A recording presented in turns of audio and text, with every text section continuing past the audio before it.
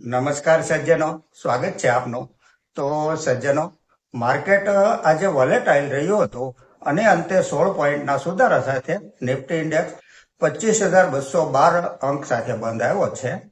આજે PSU bank ઇન્ડેક્સમાં 1.80% તેજી જોવા મળી હતી. મીડિયા ઇન્ડેક્સમાં 1.30% વધારો જોવા મળ્યો છે. આજે નિફ્ટી ઇન્ડિયા ડિફેન્સ ઇન્ડેક્સમાં આજે 0.5% મંદી થઈ છે. ગોલ્ડ ETF તથા સિલ્વર ETF આજે રેડમાં ટ્રેડ કરતા હતા. ક્રૂડ ઓઇલ નજીવા ઘટાડા સાથે ટ્રેડ કરી રહ્યું છે. સજ્જનો, અહીં કંપની તથા ફંડામેન્ટલના આજ સુધીના વીતેલા ઇતિહાસની ચર્ચા માત્ર અભ્યાસના હેતુથી કરીએ છીએ.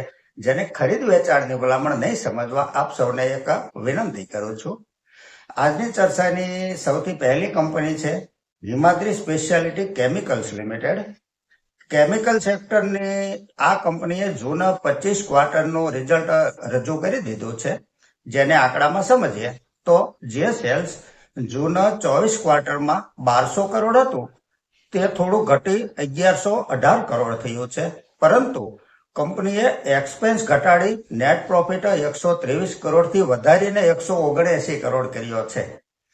Year two year net profit જોઈએ કંપનીનો તો 39 કરોડ, ત્યાંથી 216 કરોડ, ત્યાંથી 411 કરોડ, 555 કરોડ થઈ અને 612 કરોડ થયો છે. પ્રોફિટનો ગ્રાફ સતત અપ ટ્રેન્ડમાં છે.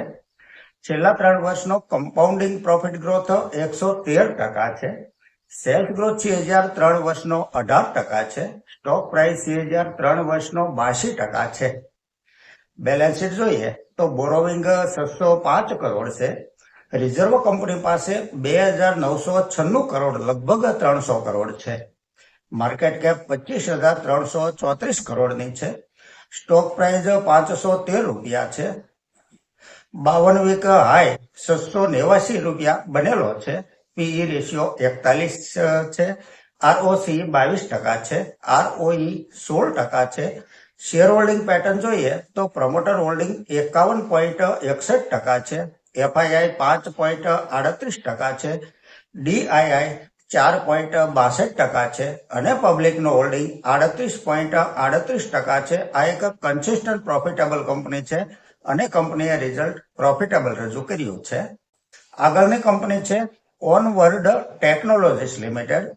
મિકેનિકલ એન્જિનિયરિંગ, ડિઝાઇન તથા IT સેવાઓનો વ્યવસાય કરતી આ કંપનીએ જૂન 25 ક્વાર્ટરનું રિઝલ્ટ રજૂ કરી દીધું છે. જેને આપણે આંકડામાં સમજીએ તો જે સેલ્સ જૂન 24 ક્વાર્ટરમાં 118 કરોડ હતું તે વધીને 133 કરોડ થયું છે. નેટ પ્રોફિટ 7 કરોડથી વધી 13 કરોડ થયો છે. છેલ્લા 3 વર્ષનો કમ્પાઉન્ડિંગ પ્રોફિટ ગ્રોથ 5% છે. સેલ્સ ગ્રોથ CAGR 3 વર્ષનો 17% છે. બેલેન્સ શીટ જોઈએ તો બોરોવિંગ 32 કરોડ છે. રિઝર્વ કંપની પાસે 202 કરોડ છે. માર્કેટ કેપ 867 કરોડની છે. આ એક માઇક્રો કેપ કંપની છે. સ્ટોક પ્રાઇસ 375 રૂપિયા છે. 52 વીક હાઈ 500 રૂપિયા બનેલો છે. પીઈ રેશિયો 26 છે. ROC 15.60% છે. ROE 15.50% છે. ફેસ વેલ્યુ 10 રૂપિયા છે. ડિવિડન્ડ yield 1.34% છે. શેર હોલ્ડિંગ પેટર્ન જોઈએ તો પ્રમોટર હોલ્ડિંગ 38.66% છે. FII 9.30% છે. DII 3.86% છે અને પબ્લિકનું હોલ્ડિંગ 48.19% છે. આ એક પ્રોફિટેબલ કંપની છે. આગળની કંપની છે જસ્ટ ડાયલ લિમિટેડ. આપણા ભારત દેશમાં આ એક સર્ચ એન્જિન સેગમેન્ટમાં અગ્રણી છે. ઉપયોગકર્તાઓને એક પ્લેટફોર્મ વિશિષ્ટ રીતે ખોજ સંબંધી સેવા આપે છે. આ કંપની જૂના ક્વાર્ટરનું રિઝલ્ટ રજૂ કરી દીધું છે. જેને આપણે આંકડામાં સમજીએ તો જે સેલ્સ જૂન 24 ક્વાર્ટરમાં 281 કરોડ હતું તે વધીને 298 કરોડ થયું છે. નેટ પ્રોફિટ 141 કરોડથી વધી 160 કરોડ થયો છે. છેલ્લા 3 વર્ષનો કમ્પાઉન્ડિંગ પ્રોફિટ ગ્રોથ 216% છે. સેલ્સ ગ્રોથ CAGR 3 વર્ષનો 21% છે. બેલેન્સ શીટ જોઈએ તો બોરોવિંગ 100 કરોડ છે. રિઝર્વ કંપની પાસે 4,521 કરોડ છે. માર્કેટ કેપ 7,608 કરોડની છે. આ એક સ્મોલ કેપ કંપની છે. સ્ટોક પ્રાઇસ 895 રૂપિયા છે. 52 વીક હાઈ 1395 બનેલો છે. પીઈ રેશિયો 12.5 છે. ROCE 15% છે. ROE 13.5% છે. ફેસ વેલ્યુ 10 રૂપિયા છે. શેર હોલ્ડિંગ પેટર્ન જોઈએ તો પ્રમોટર હોલ્ડિંગ 74.15% છે. FII 6.57% છે. DII 8.92% છે અને પબ્લિકનું હોલ્ડિંગ 10.36% છે. આ એક પ્રોફિટેબલ કંપની છે. આગળની કંપની છે રેફેક્સ ઇન્ડસ્ટ્રીઝ લિમિટેડ. એક સજ્જન આ કંપની વિશે અભિપ્રાય આપવા કહે છે. ફંડામેન્ટલ જોઈએ તો જે સેલ્સ માર્ચ 24 ક્વાર્ટરમાં 337 કરોડ હતું તે વધીને 612 કરોડ થયું છે. નેટ પ્રોફિટ 36 કરોડથી વધી 57 કરોડ થયો છે. છેલ્લા 3 વર્ષનો કમ્પાઉન્ડિંગ પ્રોફિટ ગ્રોથ 75% છે. સેલ્સ ગ્રોથ CAGR 3 વર્ષનો 76% છે. સ્ટોક પ્રાઇસ CAGR 3 વર્ષનો 169% છે. બેલેન્સ શીટ જોઈએ તો બોરોવિંગ 158 કરોડ છે. રિઝર્વ કંપની પાસે 1,224 કરોડ છે. માર્કેટ કેપ 5,742 કરોડની છે. આ એક સ્મોલ કેપ કંપની છે.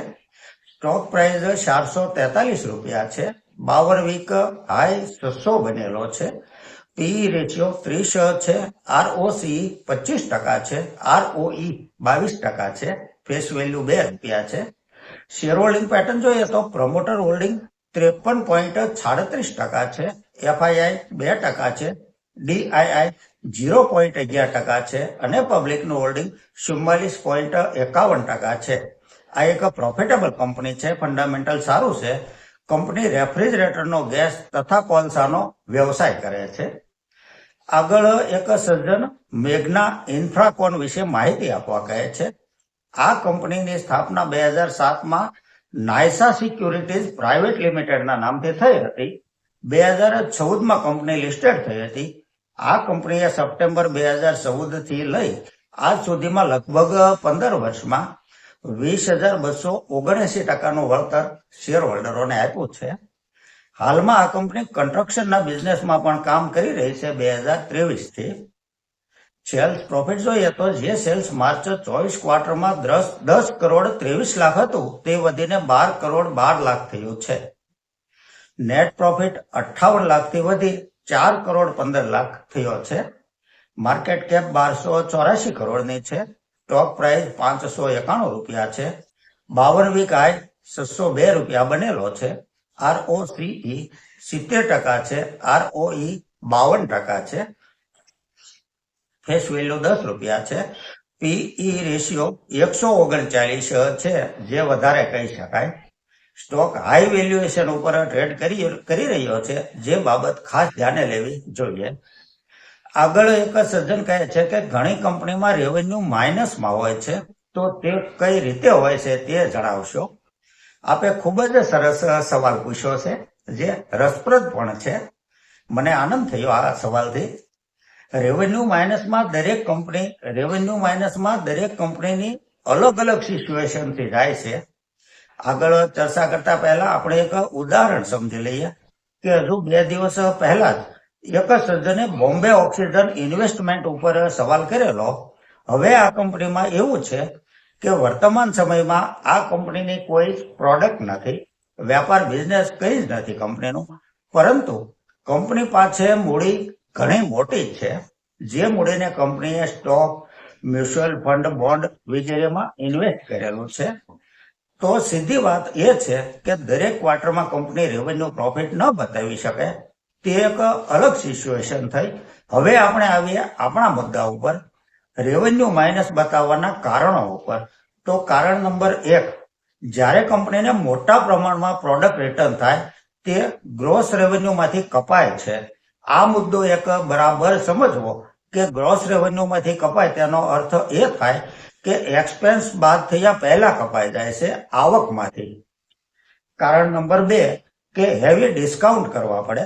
કારણ નંબર 3 ટ્રેડ ડિસ્કાઉન્ટ તથા કેશ ડિસ્કાઉન્ટ. કંપનીની ભાષામાં આ બંને અલગ અલગ છે. કારણ નંબર 4 વોલ્યુમ રિબેટ્સ કસ્ટમરને આપવા પડે. કારણ નંબર 5 કોઈ કસ્ટમર પેમેન્ટ ન કરે, આ વાત સહેલાઈથી સમજાઈ જાય તેવી છે. કારણ નંબર 6, એકાઉન્ટ રિસીવેબિલિટી રાઇટ ઓફ કરવા પડે. કારણ number 7, previous period revenue correction. કારણ નંબર 8, એકાઉન્ટિંગ સ્ટાન્ડર્ડ જે હોય છે, ધારાધોરણ જે હોય છે તેમાં કરવો પડેલો ચેન્જ. કારણ number 9, revenue recognition policy change કરવી હોય તો.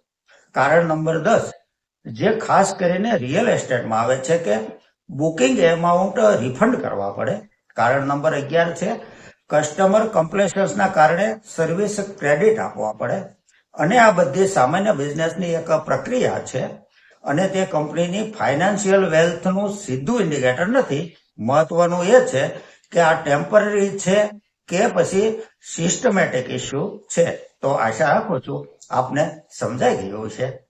તો સજ્જનો, આ સાથે આજની આ ચર્ચા આપણે પૂરી કરીએ છીએ. જો આપને ચર્ચા પસંદ આવી હોય તો લાઈક અને સબસ્ક્રાઇબ કરવા વિનંતી કરું છું. નમસ્કાર.